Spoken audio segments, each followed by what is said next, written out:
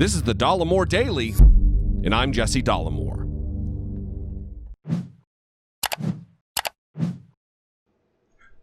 Some things only make sense if you're a dummy. That Donald Trump is being bullied when he is the president of the United States of America. That Christians are victims in this country where they make up almost 75% of the population. And that there is a silent majority that's too ashamed to speak up for what's right and too cowering in the corner to talk about who they're actually going to vote for. They're the silent majority. Ooh. One of these other things is the fact that Donald Trump is once again, it's rigged election part 2 or part duh, if you believe it. He spent 2015 and 2016 talking about a rigged system. It's rigged against me. I believe it's because he didn't think he would win, and it would give him some semblance of an out, a justification for his loss if indeed he did lose. Now, he didn't. He won. Shocking to everyone involved, including him. But now he's doing it again. Now he's at it again, talking about the rigged system. He's setting himself up to, when he loses, challenge the legitimacy of the election. At the very least, he is bringing into question the legitimacy of the fundamentals of our very democracy. He jumped on Twitter, as he often does. That's how he communicates, because he isn't intelligent enough to actually sit for an interview and answer tough questions. And he tweeted a few things yesterday morning. Starting early in the morning. Rigged 2020 election. Millions of mail-in ballots will be printed. All right, listen. I'm going to start this over. One, writing in all caps doesn't get your point across more clearly, dipshit. Two, you're claiming here, I'm going to read the tweet, but you're claiming they will be printed. Is this based on actionable intelligence that you have, Donald Trump? Or are you just acting like a fool to whip up your base into a frenzy that this will happen? Because there's no evidence. You didn't provide evidence. You're just making a baseless claim. Idiot. Back to the tweet. Rigged 2020 election.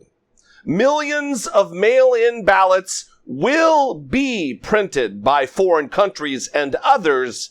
It will be the scandal of our times. Come on. This has never happened, and it will not happen. We've had mail-in voting, absentee voting, sparsely during the Revolutionary War, but since the Civil War, it's been a thing. If foreign countries haven't done it, why not? Why just now are they going to do it? What evidence do you have of this that you're proclaiming? Not that it might be happening, that you're saying it will happen. They will engage. You ignored the last attack on our free and fair elections by Russia. Why all of a sudden do you feel like you have some concern for tampering, for attacking our democracy? Next tweet, later in the morning.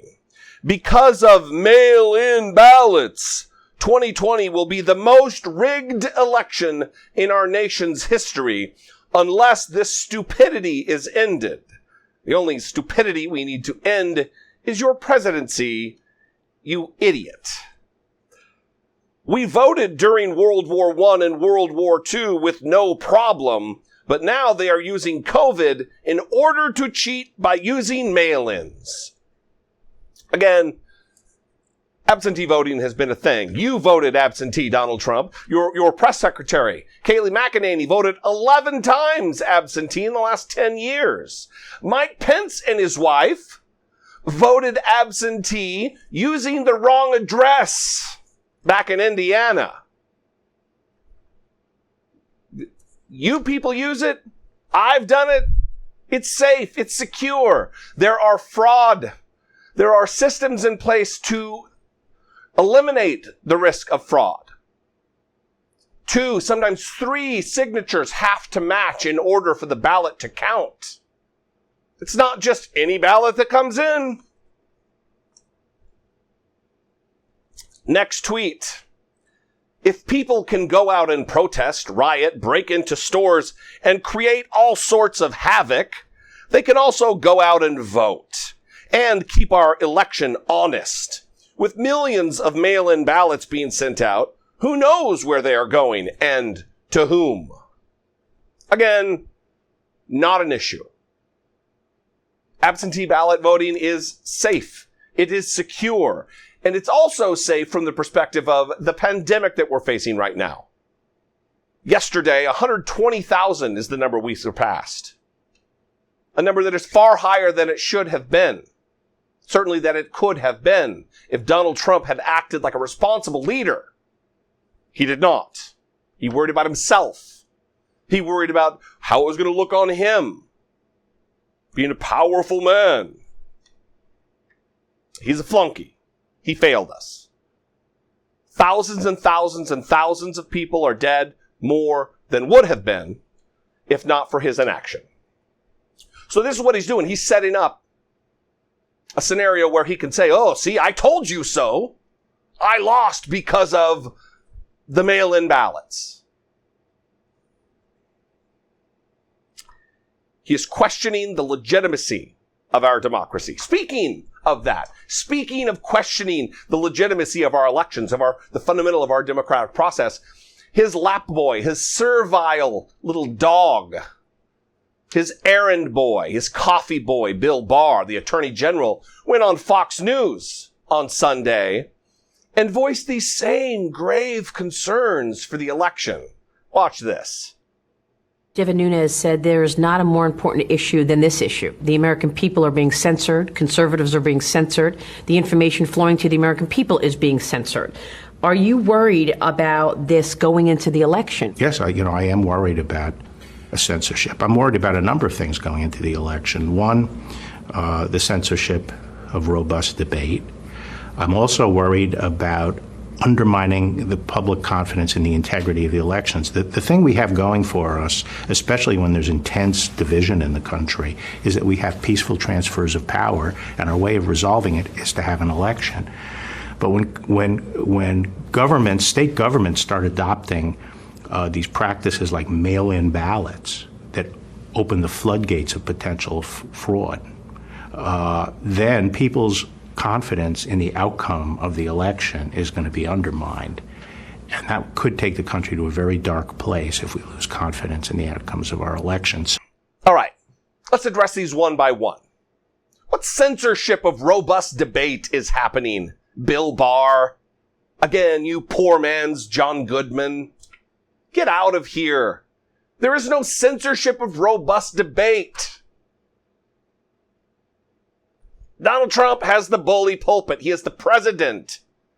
It is nonsense. Secondly, undermining the public confidence of the integrity of our elections is a laughable concern coming from you, Jowl Boy, because Donald Trump is doing that very thing. The devil for whom you work is doing the very thing that you're worried about, ostensibly. And third, states will start adopting mail-in ballots. Again, it's existed for generations, absentee voting. But they will start adopting mail-in ballots and open the floodgates for potential fraud. Everything contains potential risk of fraud, potential risk of someone doing something wrong with it. There's a potential risk that your car will explode because it's filled with accelerant, Bill Barr. Idiot. It's the word of the day, folks. Idiot.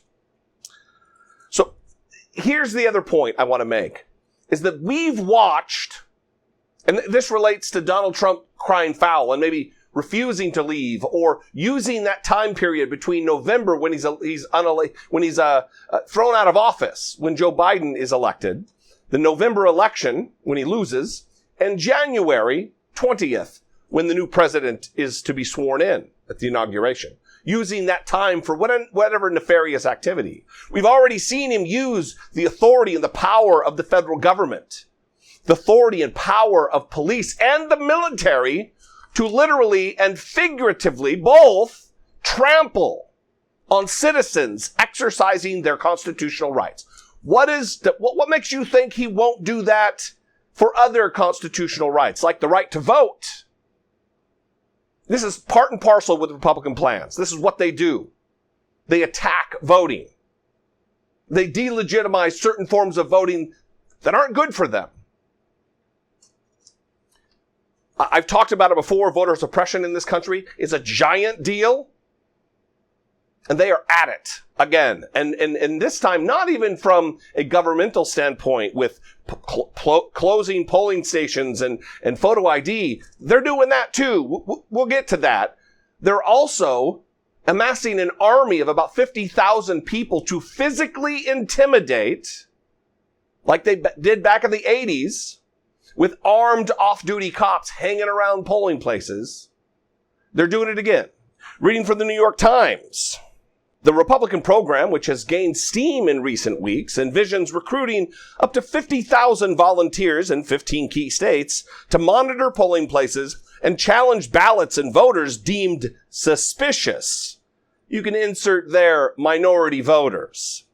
That is part of a $20 million plan that also allots millions to challenge lawsuits by Democrats and voting rights advocates seeking to loosen state restrictions on balloting. The party and its allies also intend to use advertising, the internet, and Mr. Trump's command of the airwaves to cast Democrats as agents of election theft. The efforts are bolstered by a 2018 federal court ruling that, for the first time in nearly 4 decades, allows the National Republican Party to mount campaigns against purported voter fraud without court approval. The court ban on Republican Party voter fraud operations was imposed in 1982 and then modified in 1986 and again in 1990, each time after courts found instances of Republicans intimidating or working to exclude minority voters in the name of preventing fraud. Sound familiar? The party was found to have violated it yet again in 2004. This is not just about the intimidation of minority voters, black and brown voters, who overwhelmingly vote Democrat. That's bad for Republicans. They want to tamp that down. They are not fundamentally for free and fair elections. They are for cheating and getting by any way they can.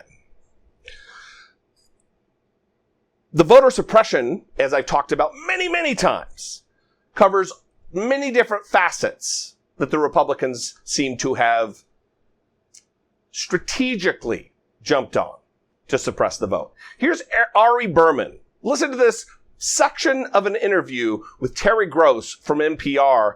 He's the author of a book called Give Us the Ballot, The Modern Struggle for Voting Rights in America. Listen to this. So since the 2010 election, 24 states have implemented new restrictions on voting. So nearly half the states in the country have tightened their voting laws to do things like require strict forms of photo ID to cast a ballot, or make it more difficult to register to vote, or to cut back on early voting periods, or to close polling places, or to purge the voting rolls. And many of these restrictions on voting are playing out now in the 2018 elections in critical states like Georgia, North Dakota, Kansas, etc., where there are very close elections. So is it a coincidence that all of this is happening? It's not a coincidence. This has really been a major strategy within the Republican Party.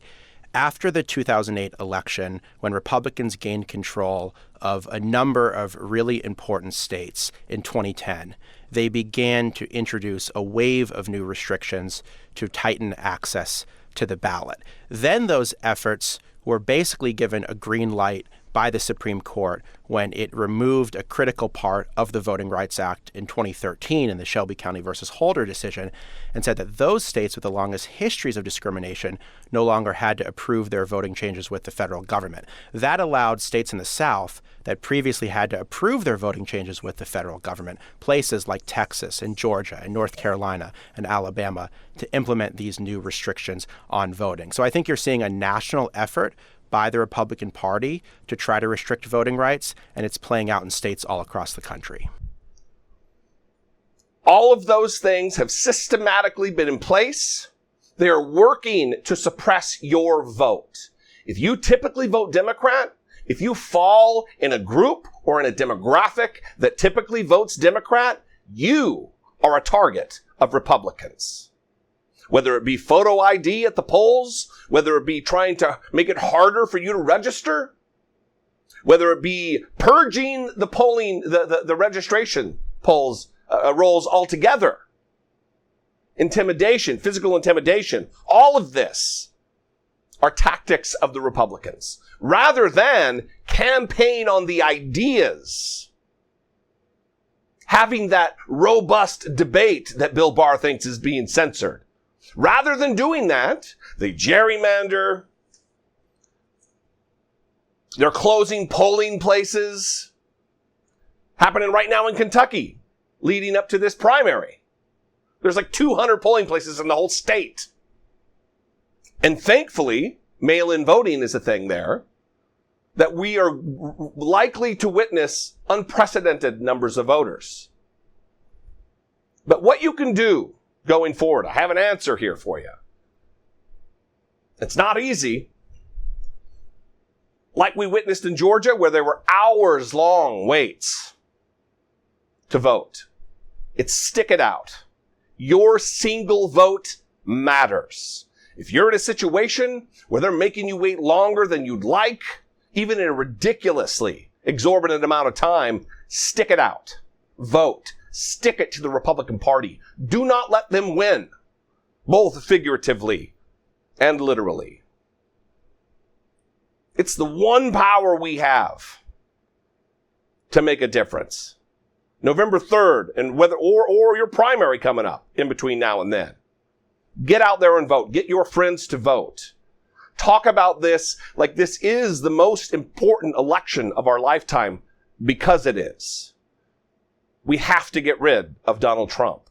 And with it, all of the cronyism, all of these bootlicking Republicans who'll do anything he says, who will not stand up to his corruption. We'll get rid of all of that, and we'll replace it with a new system. Good people who care about the American people, who care about the country. Anyway, I would love to know what you think about this. 714-576-4054, daily at Dollemore.com. Email me. I know I'm going away here for the rest of the week to go attend to my daughter and get the studio set up in Washington. But I will be starting anew next week, and I want to hear from you. I'm going to start doing regular listener communication on the show through email and the voicemail line. I'd love to hear from you. Please sound off. The other thing is, if you are in a position, financial position, you don't have to budget it in. It would be easy for you. Think about becoming a channel member here on YouTube. For fewer than $2 a month, you can become a channel member. Click the little join link or button or whatever it is down there. And for fewer than $2 a month, become a channel member. There are perks involved for whatever tier you're in. And I would appreciate it. If I bring value to you in any way, of $2 worth of value a month, then please consider joining. Anyway, I'll see you guys next time. I love and appreciate you. Thank you for all you do for me and for us collectively. Be genuine. Take care of one another.